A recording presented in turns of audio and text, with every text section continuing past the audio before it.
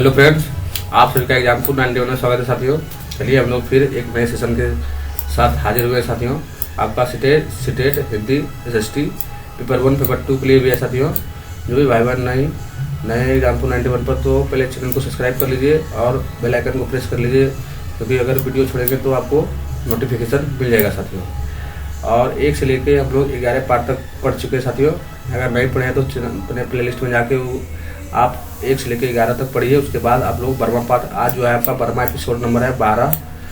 उसके बाद ही आपको समझ में ज़्यादा करके आएगा साथियों, अन्यथा नहीं समझ में आएगा। इसलिए हम लोग बिना टाइम वेस्ट किए हुए क्वेश्चन की ओर चलते हैं साथियों। चलिए क्वेश्चन नंबर आपका देख सकते हैं आप लोग आपका क्वेश्चन नंबर कितना है, तो 131 नंबर से हम लोग पढ़ेंगे। क्या क्वेश्चन में निकटस्थ विकास क्षेत्र शब्दावली किससे संबंधित है साथियों? तो आपका सामाजिक सांस्कृतिक सिद्धांत से, क्योंकि निकटस्थ विकास जो है साथियों आपका दिए थे लेवागोस्की दिए थे। कौन वैज्ञानिक दिए थे साथियों? तो लेवागोस्की महोदय दिए थे साथियों। चलिए हम लोग नेक्स्ट सवाल की चलते हैं। नेक्स्ट में है चम्बुस्की की परिभाषिक शब्दावली सहज प्रयोग की किस रूप में समझा जाता है साथियों? तो आप लोग जानते हैं चम्बुस्की जो दिए थे साथियों, जो चम्बुस्की भाषा अर्जन उपकरण दिए थे साथियों। नॉन चम्बुस्की समर्थन करते हैं कि सभी सांस्कृतिक में भाषा अधिगम की प्रति रूप अधिकांश एक जैसा हो साथियों। ये बात बोले थे आपका नॉम चम्बुस्की बोले थे साथियों। द्वितीय भाषा शिक्षण शास्त्रीय अभ्यास वेंडाइटस के द्वारा संरचना को बेहतर तरीके से आत्मसात किया जाता है साथियों। तो आप लोग जानते हैं आत्मसात किसके कारण किया जाता है? तो रोचक विषय सामग्री के साथ अर्थपूर्ण अंतःक्रिया है साथियों। चलिए हम लोग आगे चलते हैं। आगे बोला गया वे पुस्तक जिनमें शब्द ना लिखे हैं या बहुत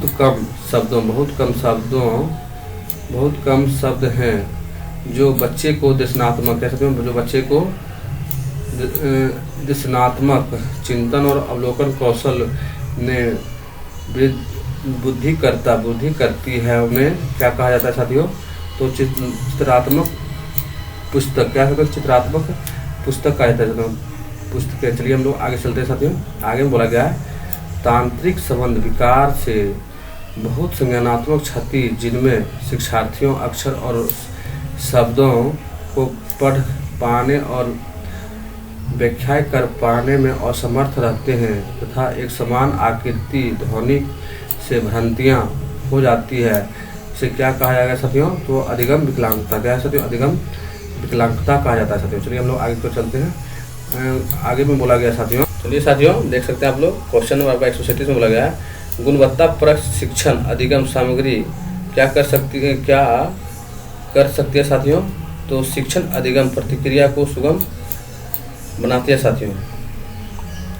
वे शिक्षण सामग्री जो कुछ निश्चित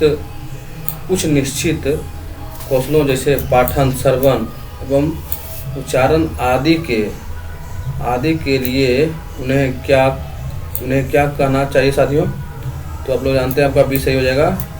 श्रवण भाषिक शिक्षण सामग्री है साथियों।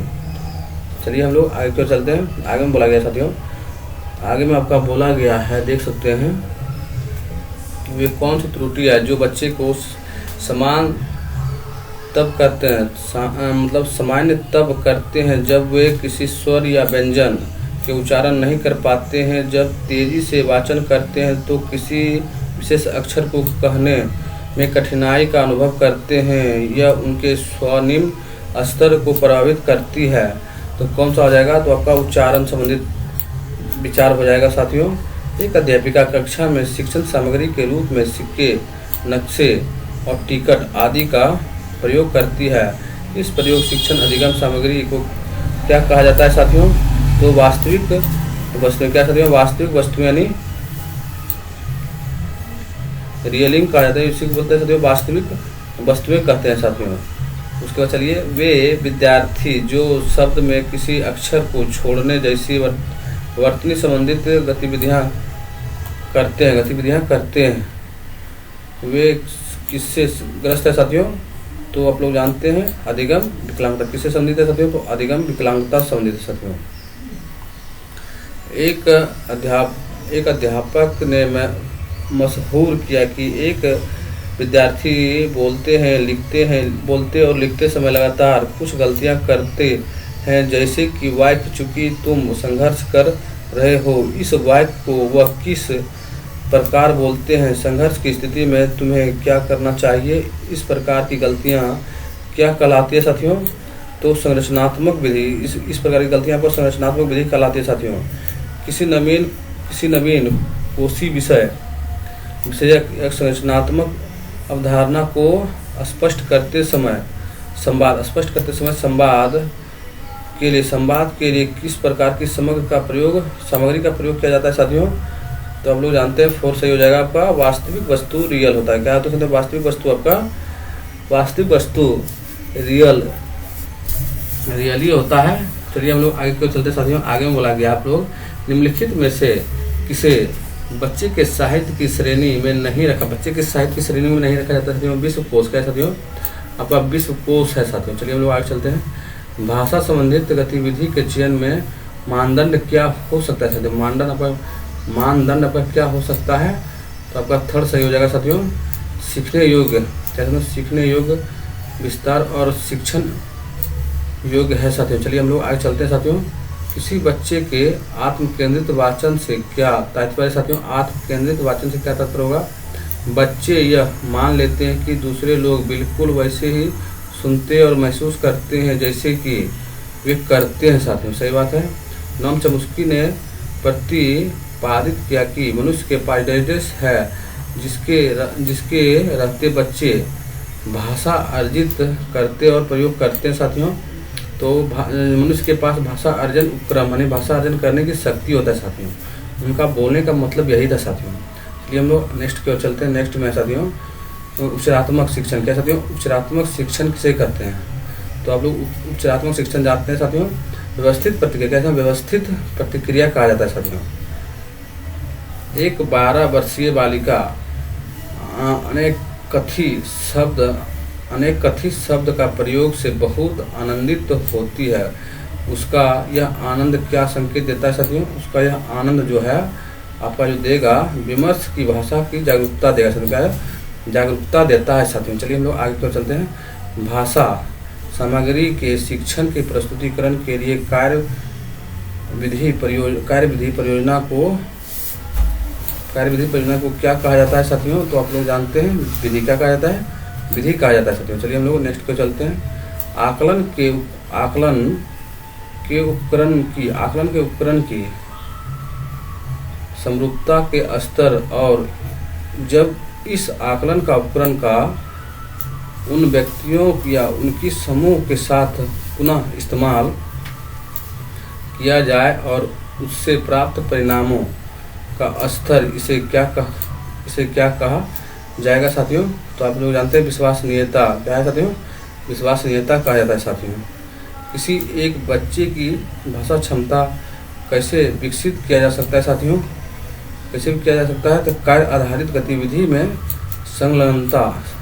संलग्न करके साथियों। निम्नलिखित में से विकास के निकटस्थ क्षेत्र कहलाता है साथियों। निकटस्थ क्षेत्र कहलाता है तो आपका 2nd सही हो जाएगा। 2nd में बोला गया है बच्चे के वास्तविक विकास तथा दूसरे की सहायता से कर सकने वाले काम के बीच का अंतर है साथियों। निम्नलिखित कथनों को पढ़िए तथा समग्र भाषा पागम के संदर्भ में सही को चुनिए। सही को चुनना साथियों। कौन सा सही हो जाएगा साथियों? तो आपका B नंबर सही हो जाएगा। ये चीज़ सही है और आपका B गलत है साथियों। चलिए जो सही है पहले वो पढ़ते हैं। समग्र भाषा पागम बच्चे की बनाई वर्तनी का प्रयोग को प्रोत्साहित करता है। सही बात है साथियों। उसके बाद जो सही है C में सही है। फिर साथियों समग्र भाषा पागम रचनावादी पर आधारित। सही बात साथियों। आपका A C सही है, B गलत है साथियों। बोला गया है मध्यम की भाषा में निपुणता विकसित करने के लिए घर की भाषा का प्रयोग क्या कहलाता है? घर की भाषा का प्रयोग क्या कहलाता है? तो आप लोग जानते हैं एक प्रभावकारी रणनीति सिद्ध हो सकता है साथियों। सही बात है साथियों। इसलिए हम लोग आगे को चलते हैं। आगे में साथियों शिक्षक अपने विद्यार्थियों को किसी एक अनुच्छेद का संपूर्ण अर्थ ग्रहण करने के लिए एक रिकॉर्डिंग सुनने के लिए कहती है। इसे क्या कहेंगे साथियों? तो इसे कहेंगे हम लोग भावार्थ जानने हेतु श्रवण कार्य, यानी सुनना ही को हम लोग श्रवण कार्य कहते हैं साथियों। चलिए नेक्स्ट सवाल की ओर चलते हैं। निम्नलिखित में से कौन सी भाषा कौशल के शिक्षण हेतु सबसे उपयुक्त गतिविधि है साथियों? तो आपका बी सही हो जाएगा। बी में बोला गया है कक्षा में नाटक करना। कैसे? कक्षा में नाटक करना साथियों। नोम चॉम्स्की के अनुसार भाषा के अर्जन का आधार क्या होता है साथियों? नोम चॉम्स्की के आधार से होता है इंद्रियों के पास अनुभवें। इंद्रियों के पास क्या होता है साथियों? अनुभवें होता है साथियों। चलिए हम लोग आगे क्यों चलते हैं। चलिए क्वेश्चन नंबर आपका है 159 नंबर में शोएब ने भूतकाल की अवधारणा समझने के लिए एक पाठ्य सामग्री का प्रयोग किया। उसके उदाहरण दिए। विद्यार्थियों को निम्न समझ और नियमों का अभ्यास कराया। फिर भी विद्यार्थियों अच्छी तरह से अभ्यास कार्य नहीं कर पा रहे हैं। शोएब के पास नीचे दिए गए सुझाव में से गलत सुझाव का चिन्हित करें साथियों। तो क्या हो जाएगा? आपका बी सही हो जाएगा। बी में बोला गया है, देख सकते हैं आप लोग, बी में है कक्षा में ऑडियो रिकॉर्डिंग सुने और शिक्षार्थियों के बार बार सुनने के लिए कहना साथियों। सही बात है। और इस सेट का अंतिम सवाल है साथियों। अगर एग्जाम्पल 91 बनाए साथियों तो चैनल को लाइक सब्सक्राइब जरूर कीजिए। एक भाषा से अधिक भाषाएं का ज्ञान, एक भाषा से अधिक भाषाएं का ज्ञान नई भाषा को शिक्षण अधिगम में बहुत सहायता मिलती है साथियों, और मिलती भी है साथियों। सही बात है साथियों। चलिए हम आपका सेट समाप्त हो गया साथियों।